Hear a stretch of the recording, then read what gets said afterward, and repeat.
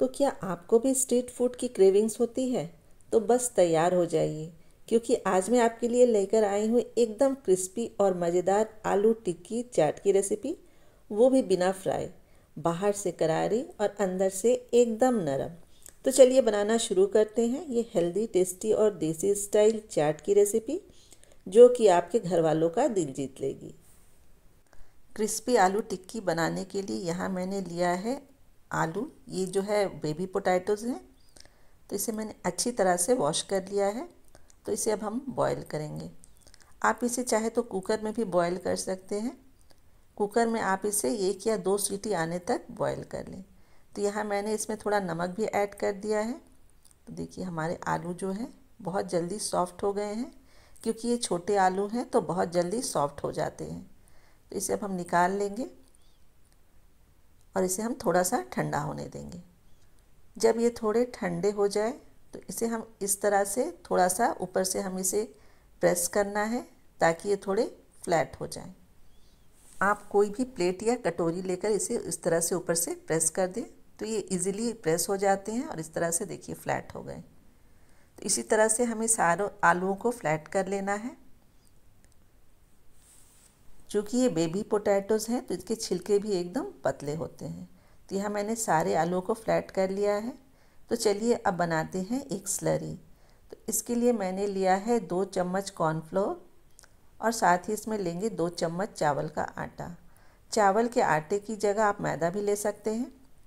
और इसमें मैंने स्वादानुसार नमक डाला है और साथ ही डाला है 1/4 टीस्पून लाल मिर्च का पाउडर।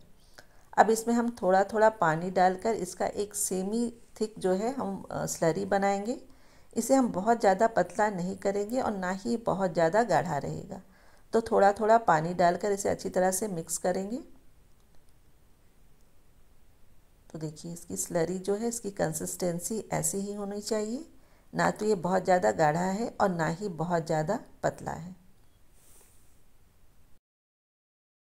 यहाँ हम तवे पर बहुत थोड़ा सा ऑयल डालेंगे और साथ ही हमने जो स्लरी बनाई है उस पर हमने ये जो आलू है उसे हमें डिप करना है और उसे हमें इसमें सैलो फ्राई करना है। तो एक एक करके आलू को हम स्लरी में डिप करेंगे और फोर्क की हेल्प से जो एक्सेस स्लरी है उसे हम निकाल लेंगे और इसे हम तवे पे डालते जाएंगे। फ्लेम यहाँ मैंने लो से मीडियम ही रखा है। तो फ्लेम को हमें यहाँ लो टू मीडियम में ही इसे कुक करना है, ताकि ये अच्छी तरह से हर ओर से क्रिस्प हो जाए। तो इस तरह करके हम सारे आलूओं को इसमें डाल देंगे। जब ये एक तरफ से थोड़े से सिक जाए तभी हम इसे फ्लिप करेंगे। तो आप देख सकते हैं एक तरफ से ये अच्छी तरह से सिक गए हैं और इसका काफ़ी अच्छा कलर भी आया है। तो इस तरह से उलटते पलटते इसे हमें दोनों तरफ से करारे कर लेना है।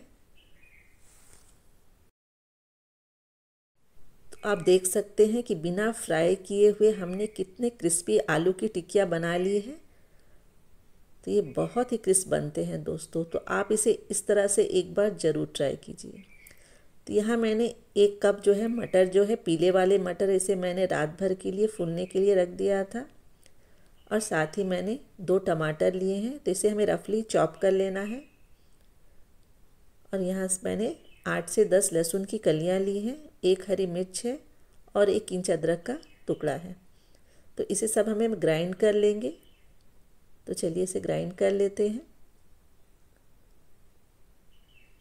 यहाँ मैंने 2 हरी मिर्च डाली है, आप अपने टेस्ट के अकॉर्डिंग कम या ज़्यादा कर सकते हैं। आप कुकर में डाल देंगे 1 टेबल स्पून ऑयल। यहाँ मैंने मस्टर्ड ऑयल डाला है, आप कोई भी ऑयल यूज़ कर सकते हैं। साथ ही डाल दें 2 तेज़पत्ता, 1/4 टीस्पून मैंने डाला है गोटा जीरा और 1/4 टीस्पून हींग। हींग से इसका टेस्ट काफ़ी अच्छा आता है, तो हींग ज़रूर ऐड करें। जब जीरा अच्छी तरह से चटक जाए तो इसमें हम डालेंगे कटे हुए प्याज। यहाँ मैंने 2 मीडियम साइज़ के प्याज को फाइनली चॉप किया था, उसे डाल देंगे और इसे हमें गोल्डन ब्राउन होने तक इसे फ्राई करना है।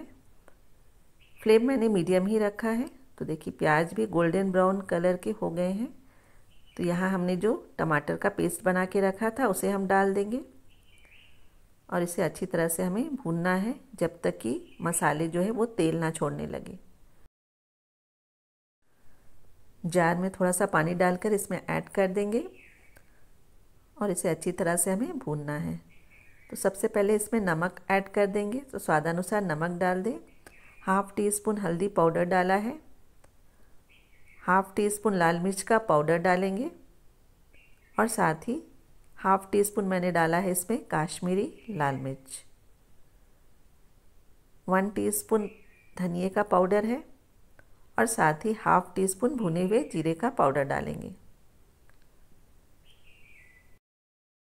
मसालों को अच्छी तरह से भून लेंगे।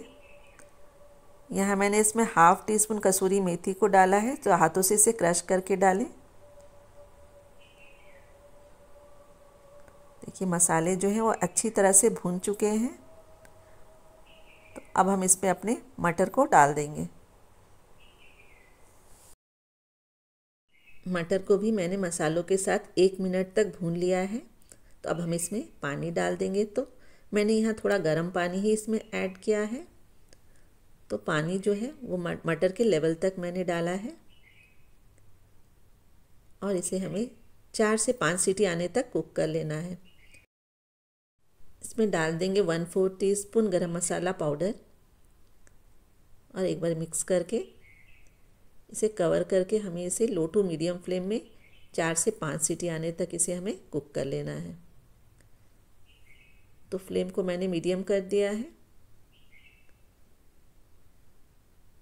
तो 5 सीटी आ चुका है। तो चलिए कुकर खोल के देख लेते हैं। एक बार इसे चेक कर लेते हैं। तो देखिए हमारी मटर जो है बहुत अच्छी तरह से कुक हो गए हैं और इसकी कंसिस्टेंसी भी एकदम परफेक्ट है। अगर हमें लगे कि इसकी कंसिस्टेंसी थोड़ी गाढ़ी है तो इसमें हम थोड़ा गर्म पानी ऐड कर सकते हैं। अब इसमें डाल देंगे धनिया पत्ता, एक बार मिक्स कर लेंगे। तो चलिए अब जो हमारा लास्ट प्रोसेस है अपने चाट को असेंबल करना। तो चलिए अपने चाट को असेंबल करते हैं।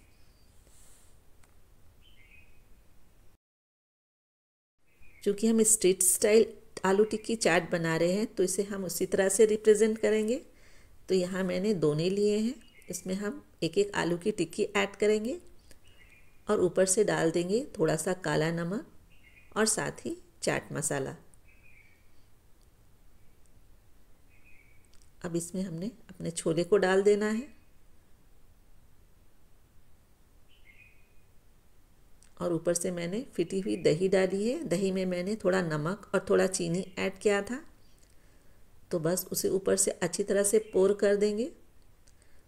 दोस्तों देखने से ये इतने टेम्पटिंग लग रहे हैं कि मुंह में पानी आ रहा है। और अब डाल देंगे ऊपर से हरी चटनी। यहाँ मैंने पुदीने और हरी धनिया की चटनी बनाई थी, उसे डाल देंगे और साथ ही डाल देंगे इमली की खट्टी मीठी चटनी।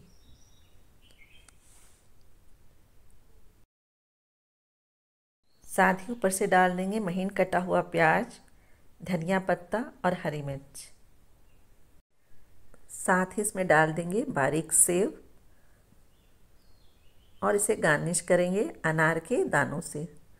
तो लीजिए बनकर तैयार है हमारा स्ट्रीट स्टाइल आलू टिक्की चाट। बहुत ही टेस्टी बनी है दोस्तों। और ये रेसिपी घर में अगर आप बनाएंगे तो आपको पता है आपने इसमें क्या क्या इंग्रेडिएंट्स यूज़ किए हैं। और हम घर में जब इसे बनाते भी हैं तो बहुत हाइजीन के साथ बनाते हैं। तो स्ट्रीट से भी अच्छी जब चाट हम घर में बना सकते हैं तो फिर क्यों बाहर जाके खाना। तो आप इसे एक बार ज़रूर ट्राई कीजिए। आपको ये रेसिपी कैसी लगी दोस्तों, कमेंट करके मुझे ज़रूर बताएं। आप लोगों का फीडबैक मेरे लिए बहुत मायने रखता है दोस्तों। तो जल्द ही मिलूँगी फिर से एक नई रेसिपी के साथ। Till then good bye, take care, have a nice time.